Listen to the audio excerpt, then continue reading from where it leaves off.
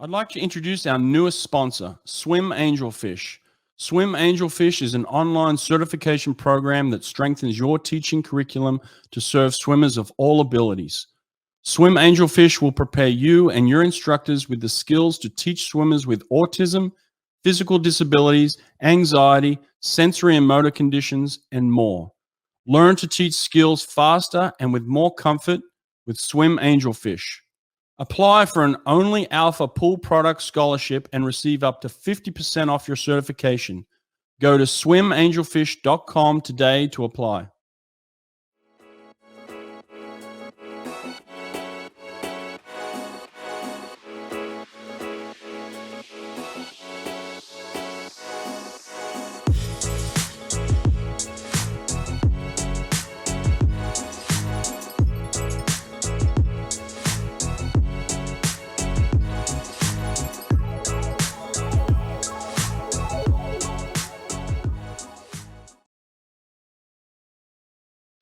Looking to host your first swim meet or replacing an old timing system? Run a swim meet with ease from your laptop using Superior Swim Timing. You can use Superior Swim Timing with your existing equipment, or they can provide you with a complete timing solution, including deck harnesses, buttons, and starter. SST is fully compatible with Hy-Tek and Team Unify, as well as Colorado, Daktronics, and Amiga touchpads. Go to superiorswimtiming.com to learn more and be sure to tell them I sent you. Nate's come out with another awesome tool for the swimming community. It's called SWIMNERD Live, and it allows the data and times from your actual scoreboard to be broadcast and viewed in real time on any smart TV, phone, or other device. It has all the information you're looking for: event, heat, lane, name of swimmer, times and places. One click on any device and they're watching your swim meet live in real time. Go to swimpractice.com to learn more.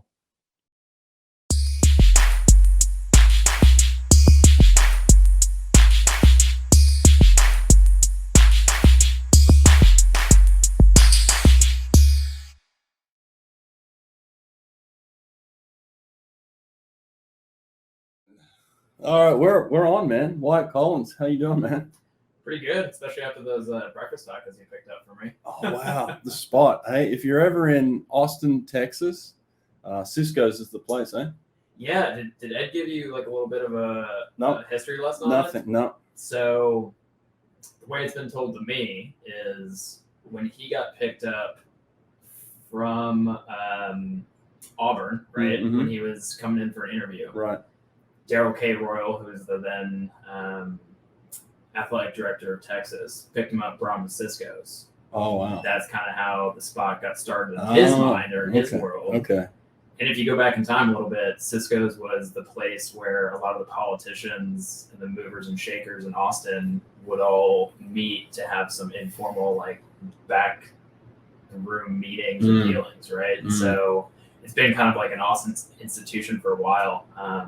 I'm surprised that it's honestly lasted this long. It's been around since the 50s. Yeah, I mean, there's this building. It says, basically 1950 on it, and then there's like brand new apartments all around it. Yeah, well, that area of Austin, it's called East Austin. It's like exploded over the last 3 or 4 years, and so you have this. It's this weird amalgamation of like older mom and pop shops that have been around for decades and decades and generations that are trying to kind of reinvent themselves in different ways to stay relevant. And you have brand new, swanky bars that have opened, or breweries and apartment buildings and everything. So it's kind of the Austin feel right now, especially that side of Austin. But you could feel the history walking in there. We went in there for breakfast this morning, and wow, we had some incredible Mexican breakfast. I guess he's famous for his, I don't know how to pronounce it, okay, but the... Migas? Well, the migas, but the huevos... Oh, wait, huevos rancheros? Yes. Yeah. That was epic. I mean, but you could just feel the history in there. You could tell some conversations had gone down in that place. Yeah, especially, did you guys, like, go into the back? No. Okay, so, like, if you go into the back rooms, like, there's pictures of all these meetings that took place back there that are all from, like, the 50s, 60s, 70s. Right. Yeah, it's it's that feel like feel like you're walking back into time a little bit. No, I felt like if I got pulled back into the back room, I was not coming out. I paid the bill. Yeah, exactly. All of a sudden, you're washing dishes. Yeah, exactly. Yeah.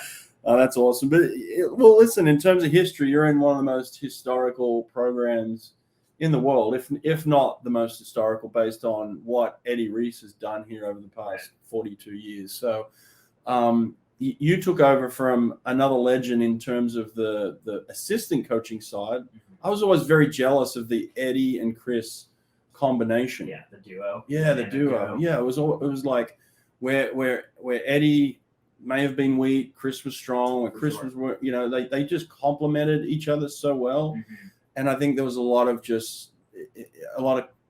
coaches staffs around the country wishing they had that. Like, man, what a combination! Without a doubt. Yeah. So then Chris makes his announcement that he's leaving. At that stage, where are you? Were you in this program at that point? So I was a volunteer assistant. Okay. So I was a volunteer assistant. I guess it started fall or winter 2013. Why did you decide to come here as a volunteer assistant? So if I back up even further, Yeah.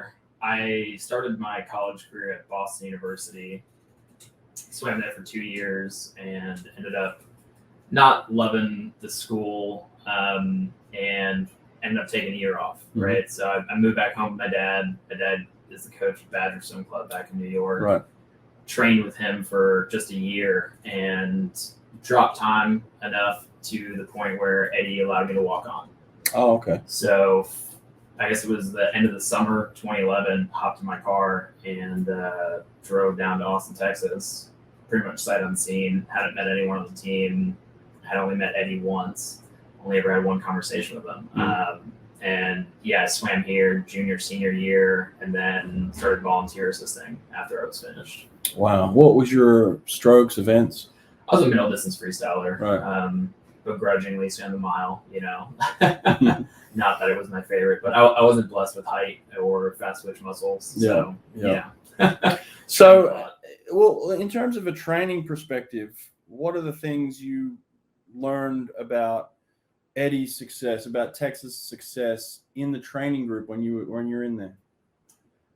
So, I mean, I think the biggest thing that I learned when I first got down here was just how hard the guys here train day in and day out, right? And that was the big, I don't want to say wake up call for me, but probably the biggest shock, right? Coming down here, not ever being in a program of this caliber or being around swimmers of this caliber, and pretty much day one, it's just grind, right? Day in and day out. It's guys who are holding each other accountable, right? Who, even if they're having an off day, you have someone who's in a lane next to you or behind you who's having a great day, and they're pushing you to maybe do something you don't want to do or go harder than you want to go, even if you're feeling sorry for yourself because we're in the middle of like Rocktober or something. Right. And so it was just that day in and day out kind of, as cliche as it sounds, that the pursuit of excellence, right? There was no off days. It wasn't like, oh, well, we had a hard day yesterday, so we're going to float today, come back tomorrow and rip something. It was, we're in the trenches every single day together, and we're pushing each other to try to be the best we can be. When I was at Auburn, I had a hard time. I figured out I had a hard time letting walk-ons on, not because of the fact that I didn't think they had a good attitude or they were a good person. I had an issue with the fact that it was a struggle for them in that respect. Whereas you're going to get beat up every day. You got guys around you that are clearly better than you, bigger, stronger, faster. How is that going to affect your psyche? How's that going to affect you as a person? I don't want you walking in here every day thinking to yourself, I'm going to get smacked around again. Yeah, and I think that's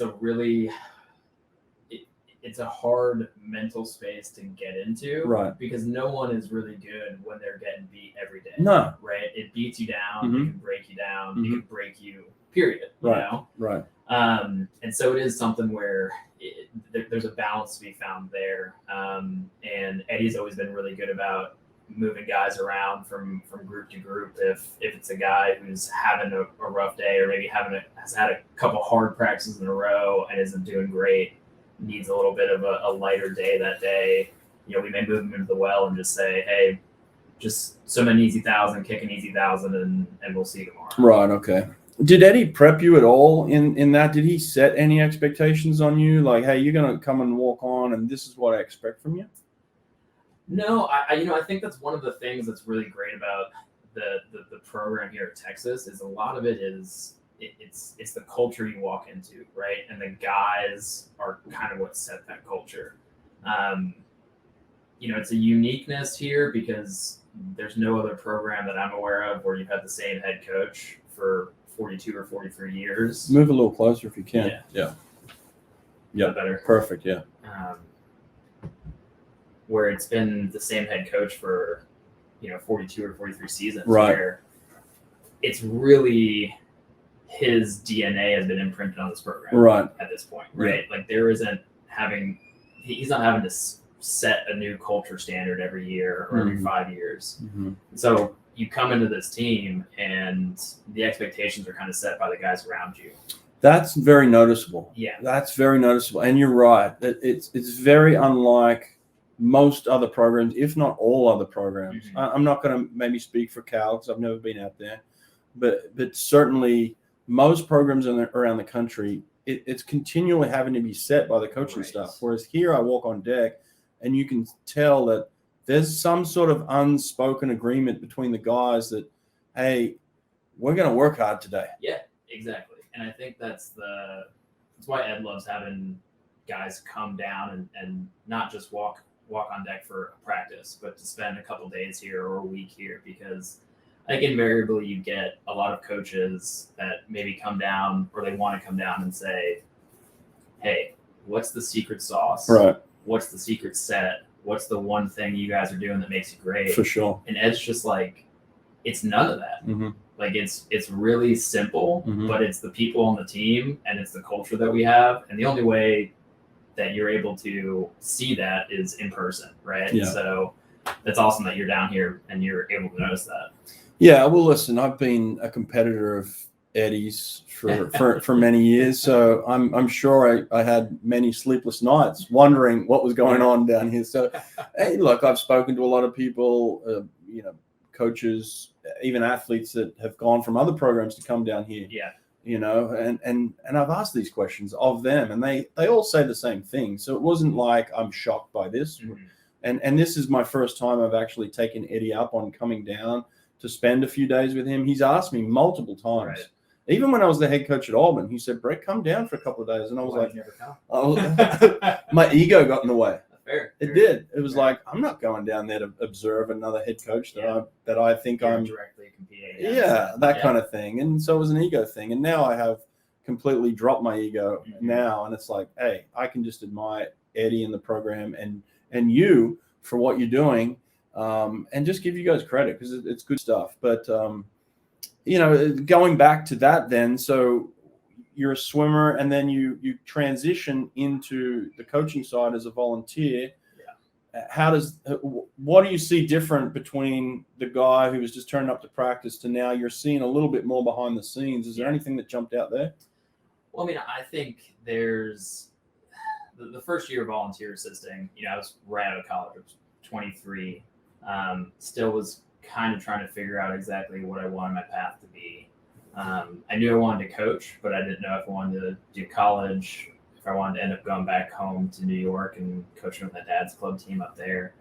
But coaching was what you wanted to do. Yeah, I knew I wanted to coach in some capacity. Right. And that's one of the things that, again, it's one of those prophetic stories that I'm sure Eddie has dozens, if not hundreds of at this point. But when I was done swimming, he sat me down. Actually, so I quit maybe it was November of my senior year.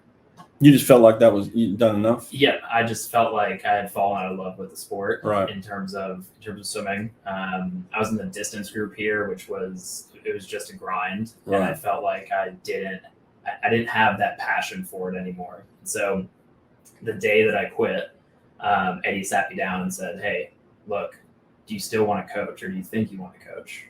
I said, "Yeah, I definitely know I want to stay involved in the sport in some way, shape, or form, and I think I want to get into coaching." He said, "Okay, well, if you're okay with it, I think you should come to the pool still, a couple afternoons a week, maybe take on some sort of manager role and just start seeing how things operate from the other side." Right. And, if it's something that really interests you, or you think that this is a path that you want to go on, then it at least gives you a little bit of a resume builder, and you can kind of see behind the curtain a little bit. And so that's what I did my second semester, my senior year. And Chris was the assistant still at that point. Oh yeah. So right. This would have been late 2012, early 2013. Right. So not only are you now learning from Eddie, you're learning from Chris as well. Yeah. And I think when I became a volunteer assistant, and I was volunteer assistant for 3 years, Chris was the guy that really brought me under his wing. And wow. He was kind of a mentor to me, and he still is a mentor to me this day. I was talking to him yesterday. Like, he's a big, huge mentor in my life. So he's a good man. Oh, he's one of the best. He's a good man. He's one of the best, dude. I've had nothing but great interactions with that man from day one since I've known him. Right, and I think he is someone who no one can fill his shoes. Mm-hmm. Right, he's one of a kind. Yeah. I mean, same with Eddie. Right, I mean, they're both one of a kind. And Chris is someone that I don't know if I've ever met anyone who has anything negative to say about him. Right? No. He's an incredible person. If you do, you need to look at yourself in the mirror. Yeah, fair. Yeah, fair. No, exactly. Good way to put it. But you listen to that, 3 years as a volunteer assistant. See, there's so many people that aren't willing to put in the work. And even when Eddie retired, I'm going to jump forward for just a split second. Yeah. Even when Eddie retired, there was talk of who was going to take over. Yeah. People don't understand the time that you've put in here. I mean, even just as an assistant, as 3 years as a volunteer assistant, there's not many people that would commit to 3 years as a volunteer. Yeah, I mean, I think I'd be remiss to not say that, like, I had a family that was able to help me out with it. Right. So I didn't have to. I had other jobs, right? But I wasn't ever in a situation where I was having to take out loans or anything and put myself in like a really bad financial position. Right. I did work like as a delivery driver for like 18 months or 24 months here with like Favor, which was, they had just started in the area and got some interesting stories about that. But worked some odd jobs, did some club coaching as well on the side just to help pay some bills. But yeah, it is something where you kind of have to make that commitment, right? To grind and to maybe put yourself in a less than enviable position for a while with the hopes that something's going to pay off down the line. And I knew this was a place that I wanted to be. I had no idea, obviously, that Chris was going to retire at some point. I had no idea that I would ever be in the position I am now. But it's my alma mater. I had an immense love for Texas, for Eddie, for Chris, and I felt like I was helping out in some way, right? And I felt like this was a place where I could learn from Eddie, learn from Chris, work with some of the best in the world, and then it would help wherever my career took me next, right? Whether it was club coaching, college coaching, whatever the next chapter would be, I'd be better off for it. In a position like that, I know it. I've seen it, and I even started there myself with David Marsh as kind of the lowest level assistant. I was never the volunteer, but certainly the lowest level assistant, and climbed those ranks a little bit more rapidly than you, but but climb them. And but a lot of that is just menial work. Like, you got to just do the grunt work. It's right. It's not the sexy coaching stuff. Everybody wants to write a workout, run a workout. Yeah. But there's so much more beyond that in the college coaching system and that you got to be comfortable with, right? No, and I think you hit the nail on the head with the college coaching system, right? I think you look at what the product is, right? Where you're watching NCAAs and you see swimmers going fast, you see coaches making decisions, you see relays tearing it up, and you think, oh, this is awesome. I get to show up, be on deck, write workouts, and work with the fastest in the world in the country. Yeah. But college coaching is like, and you know it because you've been in it. I don't know, what would you say the percentage, if you were to come up with a pie chart, what's the percentage that college coaches coach versus doing everything else, recruiting, administrative stuff, meetings? Oh, man. Listen, when I became 25%? when I became a head coach, I was really upset that they called me head coach because it was not accurate. I was head manager. Yeah, right. I managed the big picture, but I wasn't the coach. Yeah. I had people that were on the deck doing some coaching now. Yeah. So look, I wanted to just coach, and that's all we want to do as coaches. Right. But there's so much more beyond that, and I'm sure as a volunteer assistant, and then coming in and taking over from Chris, in terms of just observing what Chris was doing at the time, what are some of the things that you saw him doing, and maybe he mentored you through, and obviously now that you've transitioned to that position, so not necessarily what Eddie was doing, but what was Chris doing? I mean, Chris was doing a lot of that stuff we were talking about, that pie chart, right? So administrative stuff, office stuff, recruiting, playing the role of maybe not always being the one who's writing the workouts, but is developing relationships with the guys. Right. So that they're trusting him. If they're having issues, they're talking to Chris about things, whether it's during practice, before practice, after practice. Being a little bit of the team psychologist in some ways, right? Mm-hmm. Travel manager, all that stuff. So, he was wearing every single hat, that you possibly could, and simultaneously switching amongst them depending upon what the team needed, what Ed needed. It's just kind of the jack of all trades, right? Yeah. And have you noticed that now that you're in that position, it's very similar for you now? Oh yeah, for sure. 100%. Yeah. And I knew that going in just because I had seen what Chris's role was, right? Mm-hmm. And I knew that when Chris retired in 2016 and Eddie asked me, to stick around and take over for him, I mean, it was a no-brainer decision for me to take that job. But I remember Chris sat me down in this office actually and was like, all right, here's what you need to know, right? This is what you're gonna be walking into, and you just need to know that this is what the job's gonna look like. And I knew all that because I'd seen it for 3 years, right? But yeah, it's taken on a lot of those various roles, and maybe, as you had said, some of the unsexy things. Mm-hmm. But it's part of the job. There's an incredible balance between, being the best assistant to Eddie that you could possibly be, for Chris and for you, mm-hmm. and then taking on a certain role at a certain point. You said Chris was the team psychologist at some point. You don't want to take everything to Eddie, but you certainly don't want to be keeping things from Eddie either. So how did you notice those two? How did Chris strike that balance? Mm-hmm. Yeah, I mean, I think there was, when I was a volunteer assistant, we kind of had this hierarchy. I don't know if that's exactly the right word, but, as a 23 to 26-year-old, guys may be coming to me with things that they wouldn't bring to Ed or Chris. Sure. And the idea was, all right, if it's a big enough issue, kicking it up to Chris, who's then sitting down and thinking if it's a big enough issue, we're kicking it up to Eddie, right? Gotcha. And that's how that kind of all transpired, right?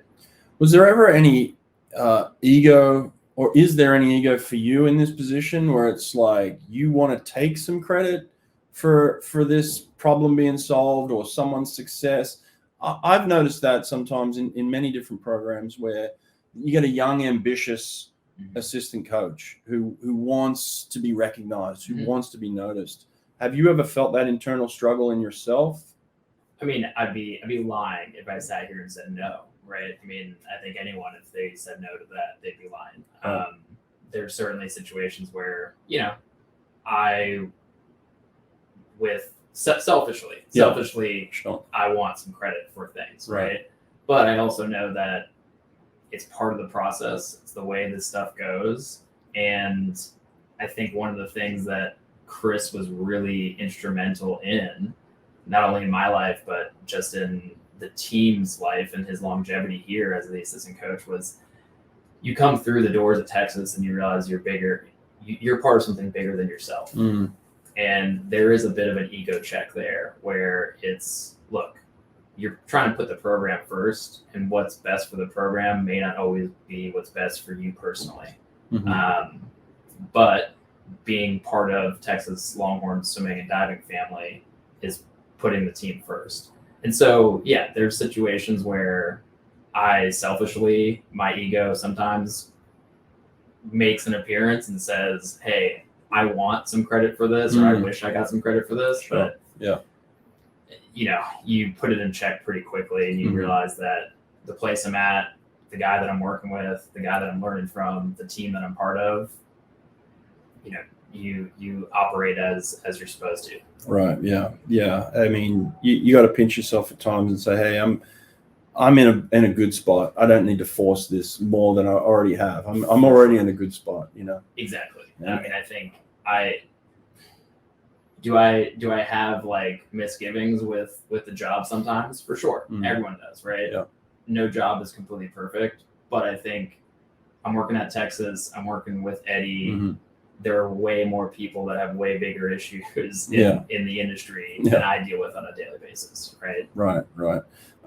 In terms of getting the job, you talked about, you know, they pulled you in when you found out about it and all that sort of stuff. Was there ever any talk of opening the position up or interviewing other people for the position, or was it always just an automatic, Eddie came straight to you and said, hey, do you want this? Yeah, so the way it all transpired was, it's so cubic-like, but we're going into trials in 2016.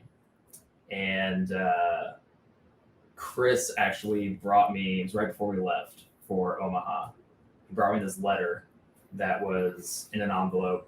And he said, hey, these are my predictions for how we're going to do at trials. I want you to sign over the back of the envelope, the back of the flap, so you know that I didn't go in and change anything. When we get back, we'll open it up and see how close I was, right? And okay, cool. This sounds like a fun exercise. We get back from Omaha, maybe it's 10 days after, and we have a team meeting. Chris sits down and he whips out that envelope, and he's like, hey, Wyatt, you remember this? And I said, yeah, of course. I guess we're going to be going over the predictions, which I thought was kind of weird in front of the team, right? But he opens it, pulls out a letter, which is like a typed letter. Wow. And I remember thinking to myself, that's also a really weird way to make predictions, you know? And I was sitting next to Lacone at the time, actually. And he starts reading this letter, and it becomes pretty apparent within the first sentence or two that it's like a resignation letter. Oh, wow. And, you know, Eddie's crying, Lacone's sitting next to me, and he's asking, like, what's happening? Is Eddie retiring too? And I'm like, I don't know any of this, right? This is all news to me. And so Chris, and this is also a very Chris-like thing, he was like, all right, well, we're going 8 ones on the top. All right, we're leaving in 20 seconds. People are crying. Eddie's, you know, beside himself. Carol's there. She's crying. I'm bawling because it's just, you know, it's the end of an era. Yeah. No other way to put it, right? Kind of dynamic duo that you had referenced at the beginning of the podcast with him and Eddie. Yeah. Right. And there was a lot of speculation for a really long time that, right, they were going to retire together. Yeah, there was. I had heard that. Yeah, and so it was this, oh my God, what's happening? And so I'm in tears. And Chris is, kind of as a reference earlier too, he's a huge part of my life. Still is to this day. I put him on a really high pedestal. And so for me, it was just a gut punch, you know? And so I'm bawling. Like, I remember Carol walked over to me. We're hugging. We're both crying. And Eddie just walks over and he's like, all right, so you taking the job?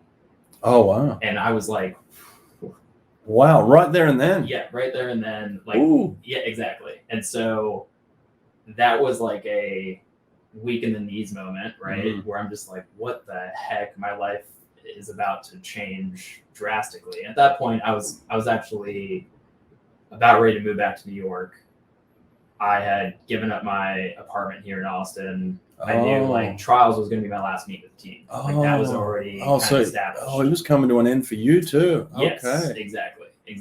And I was like, and give me 10 minutes, right? Like give me 10 minutes to like think about some stuff and kind of decompress from this, process this. Yeah. And again, like I think I was sitting talking to Chris, and maybe not even 10 minutes later, Eddie walks back over and he's like, all right, so what's the answer? And I'm like, come on, man. And I was like, oh yeah, the answer's yes. The answer's yes. Like I'll take this job. You know, I want this job. Wow. So as far as I know, like there was never a search. There wasn't any sort of No, there was not contemplation. Oh, that's we just lost the lines. Yeah, that's we have to move, I guess. It's a motion sensor over there. Yeah, actually. There it is. We're back. Totally forgot about that. We've got to move occasionally. Yeah. We're in. This is what a shared office between you and Eddie. Yeah. There's the women's office is across the way, and this is the men's office. This is more or less a kind of a storage room. Yeah. At this point, but yeah. So he gave you. He did a 10-minute search and he found someone. Yeah. Yeah. Exactly. He didn't have to look very very far. Well, what is it then? Like, listen, that you have some attributes that obviously he needed and wanted, and see something in you. You obviously have a talent for this. There's no doubt about it. I mean, I talk to people; they tell me you're incredible. So, what can you tell from yourself that you feel like you do well? I mean, I've always thought one of my strengths is I connect with people really well. Right. You know, and I think that's something that maybe it's a skill that I think a lot of coaches overlook. For sure. Right. Because most coaches want the X's and O's of writing up workouts, working with super talented people, pushing them to break records, be the best they can be, you know, win titles, whatever accolades they're looking for. But I think the kind of the pursuit of connecting with swimmers on an individual level and having some sort of trust there, some sort of relationship that they know that you care about them as more than just a swimmer, right? Or more than just the time they're putting up on a board, that you're going to care about them whether they win or lose, that you're going to respect them whether they have a gold medal or bronze medal or no medal, or, you know, if we're going to NCAAs, whether we have a number 1 trophy or a number 4 trophy, right? Well, you definitely took that from Chris then, for sure. Definitely. I mean, that's something that he's always been great at. I mean, honestly, some of the greatest moments that I've had on deck here at Texas, some of the things the memories that I'll cherish the most whenever I leave this place, there's morning practices with Chris. Yeah. So the way we do morning practices here at Texas, we offer all 5 mornings. Monday is mandatory, and all the coaches are there for Monday morning because the whole team is there. Right. Then each individual swimmer, they get to pick 2 of the other 4 mornings to come to just based on their class schedules, right? Right. And then the coaches kind of rotate. So Chris would do Tuesday, Thursday mornings. Eddie would do Wednesday, Friday. And we've kept that structure, you know, to this day. But I would go to all mornings as a volunteer assistant, and Tuesday, Thursday mornings are usually lighter mornings. Like less people would come to those, and I would just come here and sit with Chris, right? And those are some of the best moments of my life where we would just talk anything, right? Some of it was philosophical, some of it was life talk, some of it was me asking him questions and just kind of going along and seeing where they went. But I remember one day asking him, hey, what do you think makes a successful coach? And he kind of thought about it for a little while, and he just said, you know, I've always thought that I know that I will do a good job as a coach if my swimmers go off, they graduate, and they're still calling me 5 years, 10 years, 15 years down the road. They're inviting me to their weddings. They're sending me pictures of their kids. Right. Because he was, you know, he said, that's how I know I've had an impact. Right. Like winning the medals, great. Winning a banner or hoisting a banner, awesome. But those other intangible things, that's where, you know, like you've either made a friend for life or you've had an impact on someone in a really positive way that they want you to be part of their life for the rest of it, right? Well, honestly, that led to the banners and the trophies and the gold medals. Right. You know, like when you have that, you have a solid foundation where people trust you, where people want to swim for you. Yeah. They want to get better for you. They feel humiliation when they let you down or whatever it is, you know. So they'll run through a wall for you. Yeah, and So that so it leads to that. Yeah, it leads to that. So that's great that you had that in Chris, and now that they have that in you.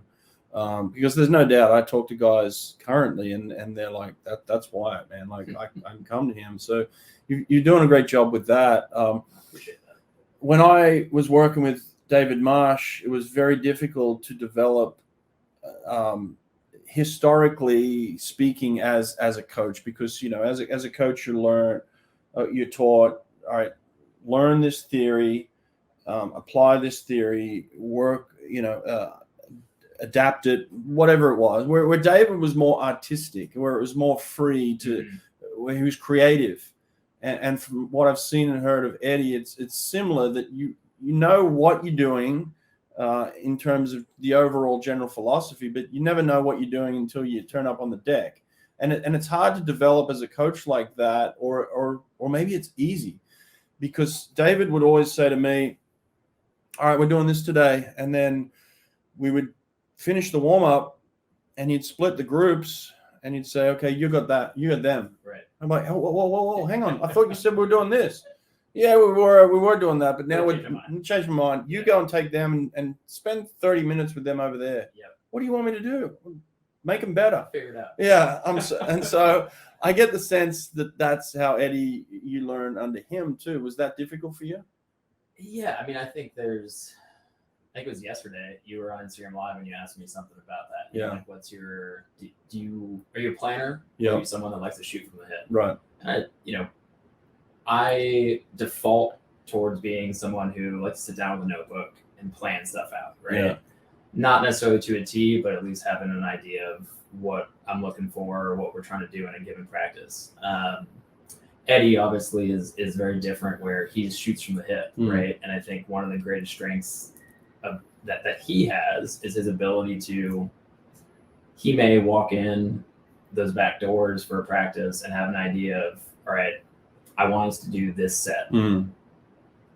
But after warm up, he may look at the guys and say, damn, they're looking really, really tired today. Yeah. Maybe the set that I had in mind isn't going to work today, and let's maybe shelve that for tomorrow. Let's do something different. We'll shift. We'll kind of audible, right? Yeah.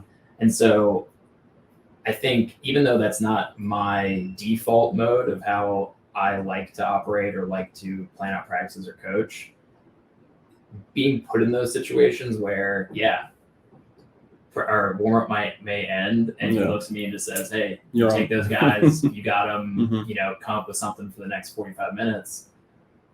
It gets you out of your comfort zone, and allows you to grow as a coach and grow as a person, right? I mean, I don't think nothing really gets done when you're in that like box of comfort, right? Where everything goes exactly perfectly right, and it's the way you want it to go.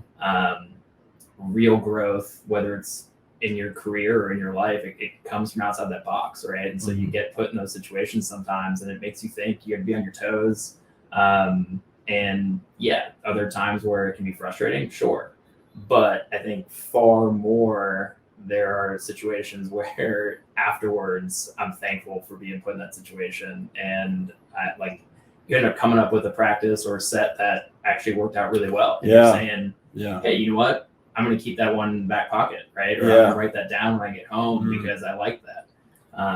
Did you do that? Did you do that with either Chris's workouts or Eddie's workouts coming up through the ranks? Did you ever take notes? Rarely. Right. So, okay. Well, that's interesting. So you don't have like a catalog of Eddie Reese workouts anywhere, or a catalog of Chris Kubik workouts? Honestly, the best place to look for that is Cal. Chase, who was our volunteer assistant for 2 years, wrote every single thing down. Right. So he's got them. I would know. I imagine somebody must have done something like that. I would always say to my assistants or my volunteers at Auburn, I'm like, hey, write this down, because I'm not going to. Right. And you're right. Sometimes you you'd be under so much pressure to come up with something. At the end of it, you'd think, wow, that was incredible. Yeah. Like that just clicked right there, because I was forced to figure something really good out. Exactly. And I remember, when I coached Caesar in 2009, he broke the world record. We were doing some incredible stuff back then. And a lot of people attribute the suit to his performance, but I'm telling you, there was some really good workouts being written. I bet. but I didn't write anything down then, and I didn't know he was going to break the world record. Yeah. And so I'm like, just trust me, guys. Yeah. Looking back, I'm like, man, I wish I had a record, because now everybody just says it was the suit, and I'm like, I promise you, we did some good workouts. You must have some moments like that where you have a season where, I remember there was a time where, Texas had 6 guys in the 100 fly at NCAA, and everyone was like, how'd you do that? You'd love to look back on the season at that point and be like, yeah, there's some points there. Yeah, I mean, every once in a while, someone will ask me like, hey, what are, what's some pretty incredible sets that you guys have done recently? Right. And, I can remember certain instances where guys had good practices, or maybe guys did something that was really impressive in a send-off or something, but because we don't write anything down, sometimes it gets lost by the wayside a little bit.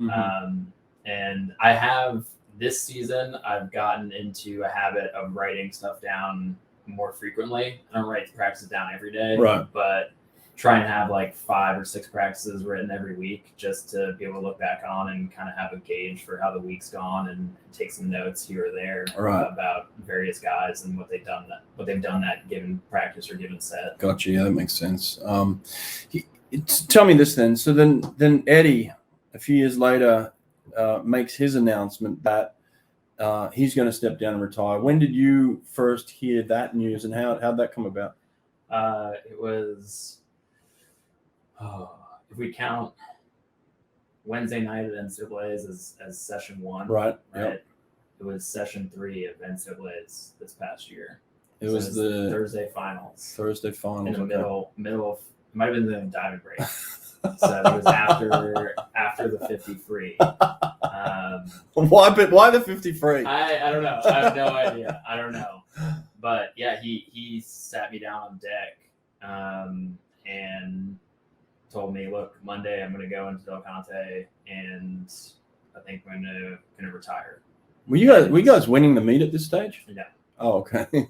No, we were. So it's really, it's one of those, another crazy just Eddie story, right? Where at that point in the meet, we were down probably 50 points to Cal. Oh. So they did really well in the 500, the 2 IM, and then they went 1-2 in the 50. Oh, okay. And Eddie and I had that conversation. He told me that that's what his plan was. Did you think it was an emotional decision at that point? Yeah. Okay. Yeah. And then Jordan Wendell and Noah Dupaire 1-2 diving. We win the 4 medley relay, and then we go on the next morning to have, I think it was probably the greatest morning that Texas has ever had at NCAA's, where we had 4 up in the 4 AM. We had 3 up in the 2 free. We had guys scoring in every single event, and that kind of put the meet away for us. He didn't change his mind in the urinal or anything like that, did he? No. At least not that I know of.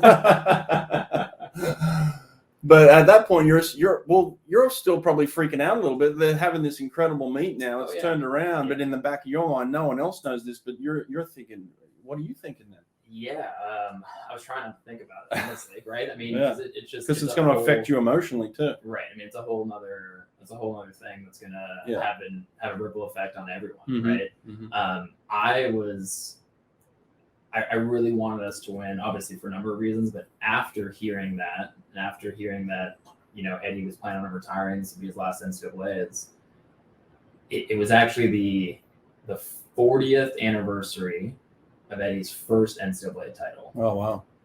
Almost to the weekend. And so selfishly for him, I was like, we have to win this now. Right. If this is his last NCAA title or his last NCAA championship. For sure, yeah. win it for him, have it be 15. But you can't tell anybody that. No, exactly. So this is I talk to myself a lot. You know, a lot of sleepless nights at NCAA, especially. Oh, I yeah. mean, you know that. Yeah. Right? So Definitely. Oh wow. But well, then it's a good feeling for you that the tide is turning and things are clicking. Yeah. I mean, it still came down to like the last final session. Right? Yeah. I mean, it was still a super hard fought battle between us and Cal. But the guys did enough of what they needed to do, right, to keep it in our favor, and we had some guys step up big time, and you know it was a full team effort where every single person on the team, 16 swimmers, 4 divers, everyone scored at least a point, right, which was a cool kind of just total team effort way to do it. How do you and Eddie collectively get the best out of your guys on the Saturday morning, especially because you got to show up Saturday morning, or it's dead. So what's the vibe like for you and Eddie Saturday morning? Are you getting together before the team meeting? Is he saying, I'm going to say this, or are you just letting him, or what? Talk to me about Saturday morning specifically. Yeah, I mean, I think from like a swimming perspective, we always like to think our Saturday morning just comes from how hard we train, right? And we want to be good 3 days, or now 3.5 days, right? Yeah. NCAA is not just a session or two here or there. But it's head to head at that stage, and you got a team that is just as good as you, right? So it does go a little bit beyond that. Mm-hmm. So it's like when we do have meetings before each session, right? And so I think there are days where Eddie and I may meet beforehand, and just he may say, "Hey, look, this is what I'm going to say," and I'll say, okay, well, I'll pick up this, pick up that. I'm going to remind you of this or talk about this. I think most of the time, Saturdays is kind of just we show up, I let him talk, right, and he's going to say whatever he's going to say. And if I feel like there's somewhere where I need to put something in or add something in, then I'll speak up, right? But does Eddie do motivation speeches on days like that, or is he more of relax the tension a little bit? So I would say he gives motivational speeches, but they're not like a rah in your face, like high testosterone motivational speech, right? It may be a story of maybe a Texas team of years past, right? Or it may be some sort of story about a guy that swam here, right? That had overcame some adversity, right? And why that makes us Texas, right? Or what has led us to this point throughout the season and why we're here right now. But I would say he likes to keep things light. I mean, you know, Ed, like he's not someone he's not going to walk into a team meeting when the meet's on the line and all of a sudden heap a shit ton of pressure on everyone. Right. He's the kind of guy that's going to tell some jokes, have some really, really wise and maybe prophetic story, and say, all right, you know, you guys, I believe in you guys. We've trained for this moment. Let's go do it. Gotcha. You know? Yeah. That makes perfect sense. So then fast forward a little bit, Eddie does make his announcement. He steps back. When Chris retired, there was a 10-minute decision to be made at that point. Was there any talk now that Eddie's retired from him or from anybody that you were next in line? Yeah, I mean, I think the talks that happened were always that, look, I'm going to have an equal shot of interviewing for this and having an opportunity for this to be, you know, my next step. Did you want that at that point? Yeah, 100%. Okay. I mean, I want to be here for this team. You know, it's something where I don't want to coach anywhere else. I don't want to leave Austin. This is my home. It's my alma mater. I have a lot of love for this program and for this team and for this school, right? And a lot of these guys are, you know, I've recruited most of them here at this point, right? So they're guys that I believe in, they're guys that I trust, and they're guys that I want to help get better. There's not many people that you could sit in a room with who could say they've taken over from a legend. And I'm one of those people. Yeah, right. I actually took over from 2 legends. I took over from David Marsh, who passed it on to Richard Quick, two of the greatest coaches in history, Right. other than Eddie Reese, and Yeah. and I took that position somewhat blindly. And Do you have any advice? well, listen, I think you've done it well, and I think you've been in the program longer than I was. At that stage, it was really only my third year, but you're taking over from a legend, and it's very difficult. No matter what you do, right. It's always going to be compared to Eddie, and people are always going to say, well, Eddie would have done this, Eddie should have, and there's going to be questions in terms of that. Then there's going to be your own expectations of trying to live up to all the success that Eddie's had, so it's like you're going to have other people's expectations, then you're going to have your own internal stuff that you've got to somehow deal with, and then collectively, when they combine the two of them, right. It's a lot. Some comments, right? No, I think you got to move away from that. But I think you also have to not try and be Eddie. I certainly couldn't be Richard Quick. I wasn't Richard Quick. Yeah. Is that something that you felt like you learned early on, or that you had to go through a few seasons to realize? I think I felt like I felt like, oh, that's the blueprint. We'll just copy the blueprint. We'll do it exactly the same way. And I think this is where the balance is. There's good and bad to it. Is like you want to keep some stuff. Yeah. Because you don't want to just come in and scrap everything and say, I'm doing it this way now. Yeah. It's a new sheriff in town. Yeah, it's too much changed. But then you've got to figure out, well, what's Texas? Yep. What just stays, no matter if it's Eddie or anybody? Mm-hmm. What's Texas? What's Eddie? And what's me? Mm-hmm. And what's the combination of the three things? What can I keep that's Eddie's? What can I keep that's Texas's? What do I want to bring in that's mine? Right. That balance is difficult, and I can't give you the answer to that one either. Yeah. Well, and look, that's something that honestly I went through with taking over for Chris. Sure. Right. So it was, look, that was my first. This is my first paid coaching gig. Yeah. Right in college. Yeah. Taking over for Cubic. Yeah. And especially the pedestal that I put Chris on as this like larger than life character. There were the first year or so. I mean, I drove myself crazy sometimes trying to say, hey, what would Chris do in this situation? Yes. How can I channel Chris? How can I be more like Chris? How can I, do right by him? Right. And somewhere along the line, I just had to say, look, I'm not Chris. Right. I'm never going to be Chris. No one's ever going to be Chris. Right. And I can either be, a 2-bit Chris Cubic, right? Mm-hmm. Or I can try to be the best Wyatt Collins that I can be and do things that I know I do well and play to my strengths and help this program in those ways. Yeah. And that's a realization that I think you have to have. Yeah. And that's all you can do. And then I think you're at an advantage because you have gone through that. And I think that's why they should give you the job, to be quite honest, because you have gone through that process. I think any other coach that comes in here is going to struggle with that. It's going to be very difficult. I don't care who they bring in. That's going to be difficult to know, what did Eddie do? What didn't he do? Right. What's Texas? What's not Texas? You know the answer to a lot of these questions already, and you've gone through that struggle. There was a little bit of a time lag between when Eddie did retire and then when he came back. Mm-hmm. There was certainly enough time, I felt, to make a hire. Right. Were you interviewed at this point? What were the talks in that interim time? Yeah, I mean, I think one of the things that led Eddie to come back was, look, like the past year we were all involved in with COVID. Mm-hmm.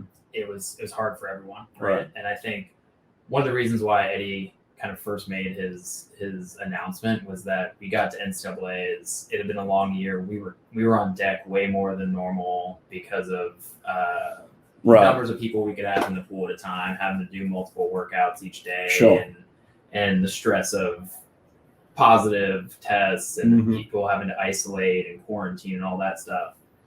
And I think Ed got to NCAAs. It was just like, I'm dead tired.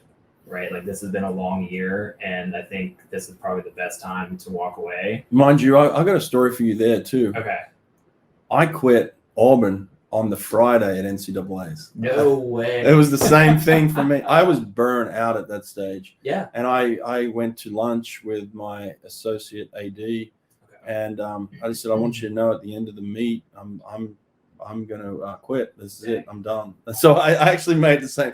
So I can, as you're talking about Eddie's fatigue at that point and that decision, I take myself back to a very similar. It's a lot of work. It's a lot of stress. Well, you're as a head coach, especially, right? I mean, you have, it's like the hopes and dreams of 40 to 60 dependent, combined program, right? Yeah. Athletes that you're dealing with, and it's a lot. Yeah, it's a lot. It's a lot, and it adds up over years. Exactly. Exactly. But yeah, so then Eddie does this. Yeah, and I think that was one of the things where I kind of asked him when he had told me, look, let's not make a rash decision here. Maybe keep this in the back of your mind, and maybe we can revisit it in 2 weeks or in a month after we get back and kind of decompress from everything. But he was full bore ahead with it. I think honestly, he felt like if he didn't do it then, he might not have done it. Right. And so he just wanted to make that decision and go with it. Sure. But as kind of the dust settled and we got further away from a lot of like the COVID protocols and things kind of started going back to normal, right, with things, he kind of realized, look, like I actually, the fatigue was definitely there, but I think it was all mostly brought on by what we had all gone through in the last year. Yeah. Right. It was a lot of the stuff that we had to go through on a daily basis. It was all of the screenings, the testing, the quarantining, the isolations, the being on deck for maybe 8 hours a day, running all these workouts. And that's when he kind of was like, I actually think I'm good to go. Like, I don't think I want to walk away. How do you feel about that? And I'm like, you kidding me? Of course. If you want to come back, like, let's do this. You're the greatest of all time. You should, this is your program still. This is always going to be your program. This is a program that you built. And so if that's something that you want to do, then yeah, let's put our heads together and figure out a way to make this happen. How long was that between his announcement to that conversation? What do you think the time frame was? So that was probably, his announcement that came after, I guess, was late March, right? Right. So probably started having some of those conversations maybe a month after that. So 3 or 4 weeks or so. Well, there's no way that they didn't make some moves in that month. I mean, there must have been some movement, wasn't there, in terms of a search of some sort or a committee put together, or? Yeah, I don't know. I honestly have no idea. Okay. I don't know about. But no one from Texas had come to you and said, we need to sit down and have a meeting. I sat down with Del Conte for a couple informal meetings. I gotcha. All right. Yeah. All right. Makes sense. That makes sense. Well, then, I mean, inevitably, it may happen again in the next few years. Right. Whenever he decides again, and you'll be here, and you're doing a fantastic job with that. But do you think you'll get a fair shot at taking over? I hope so. I mean, I think that I know Ed wants me to be the next in line. He does, right? Yeah. Okay. And he's talked to me about it. He's talked to recruits about it. Talked to Del Conte about it, right? And so that's having his blessing is obviously huge, right? Good. And I think that everything that I've heard through the grapevine is, I'm going to have a fair shot of it. And that's all I want, right? I don't want to sit here and have a guarantee. I don't think that's necessarily fair for anyone, especially at a place like Texas. But I just want to make sure that I'm getting a fair shot at things and making sure that I'm having the opportunity. Sure. This is where I want to be. And I think I've put a lot of time into this program and given a lot to it, and want to stick with it.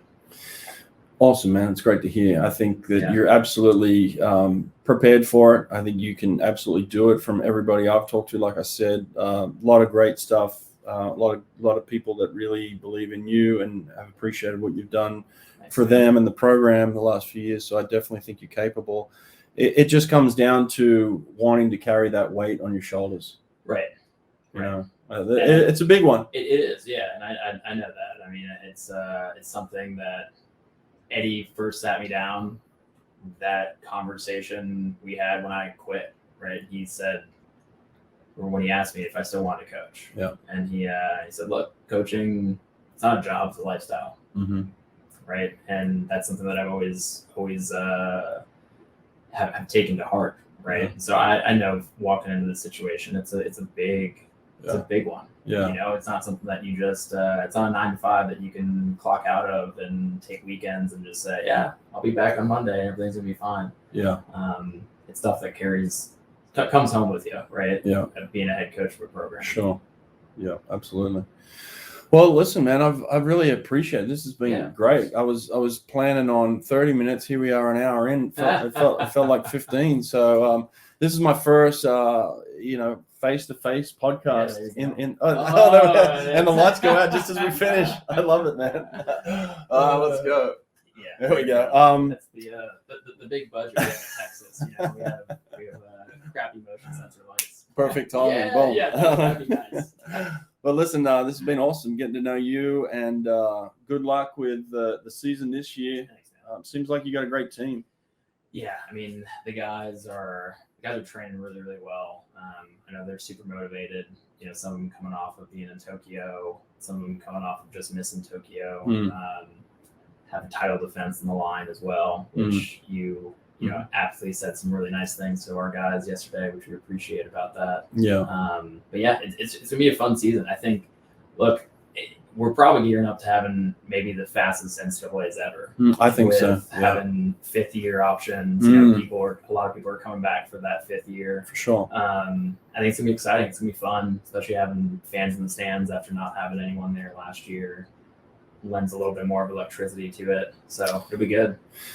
I did say something on a podcast that I think got under Eddie's skin a little bit, where I was talking about the fact that I think last year you guys had qualified something like 26 athletes for NCAAs, and I was trying to figure out how you get 26 qualified athletes for 9.9 scholarships, because I know it. I know at Auburn it's like it was tough, man, to chop 9.9 up to even 15 athletes, but you got 26 guys that.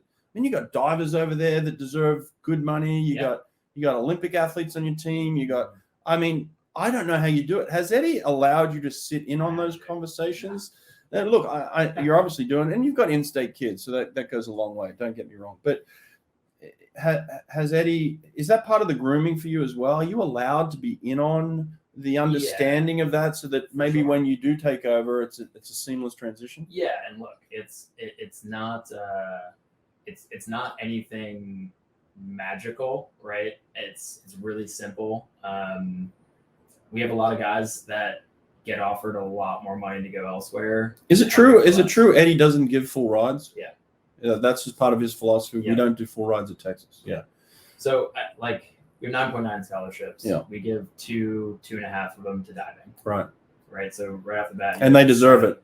Yeah, they deserve it. Hell yeah. I mean, Scoggins the best diving coach in the country. Yeah, for sure. We have incredible divers over there, and so you're doing all that with 7 scholarships. Yeah, 7.5 in the pool, in the swimming pool. 7.9. Yeah, exactly. And so it's we're very transparent and open in our recruiting process. We tell everyone this off the bat, and it's something where we're fortunate in that a lot of guys want to come here for less than they're getting elsewhere, and that allows us to build the team that we have, and they know that coming in, right? And part of that is they want to come be part of this tradition, this legacy. They want to swim for Eddie. They want to have a chance of winning an NCAA championship. Chance of going to the Olympics. But it starts with the guys on the team and the guys we recruit. Their decisions allow us to build this team that we have. Yeah, because it's a pain in the ass to get academic money at Texas. I don't know why it's so hard. We've had many meetings about it with powers that be, but it's really difficult to get academic money here. And so I know a lot of other places, you can either supplement athletic scholarships with that. We've had some guys do it, but it's not a super clear-cut process. So guys are sacrificing scholarship Yeah. money to come and swim at Texas. Yeah. To be honest. you know, Yeah, exactly. for sure. Exactly. And that's how you do it. And I didn't mean it as an insult. Sometimes the stuff that I say comes out, and it comes out like I just throw up on the table. You know, it's like, Brett, you know, come on, think about what you're saying. So I didn't mean it as an insult. It was more of a compliment of like, this is incredible that they can do. Right. I couldn't do that. Well, and that's look, that's also, it's the advantage of having Eddie, Mhm. right? Who's been here for 42 years Right. at the helm. And I imagine, like, you could probably ask him this if you're going to sit down with him later. Yeah. I imagine that probably wasn't the case the first 5 or 10 years he was here. Right. Right? It's once you hit a certain critical mass that you can do that. Are you worried that goes away when he leaves? That's a good question, actually. Because it did for me. It happened. I thought the magic was just going to stay. Oh, yeah. Richard Quick would just come in and they'd be like, yeah, I'll swim for you for 20%. They'd be like, Brett, it's not going to work that way with you, son. Like, oh. Yeah, I mean, I think there's certain things that are going to be an uphill battle, right? Yeah. If I end up taking over, but it's stuff that I think I'm prepared for, and we'll get through because of the guys on the team. Yeah, for sure. Well, again, man, listen, this has been awesome. Great insights. Appreciate the conversation. Thanks for sitting down with us. Of course, I appreciate you coming down here, and hope you have a good couple more practices with us. And I'll have to bring you to some other taco places. Absolutely. All right, Wyatt. Thanks, man. Take care. Yeah, you too. All right, bye.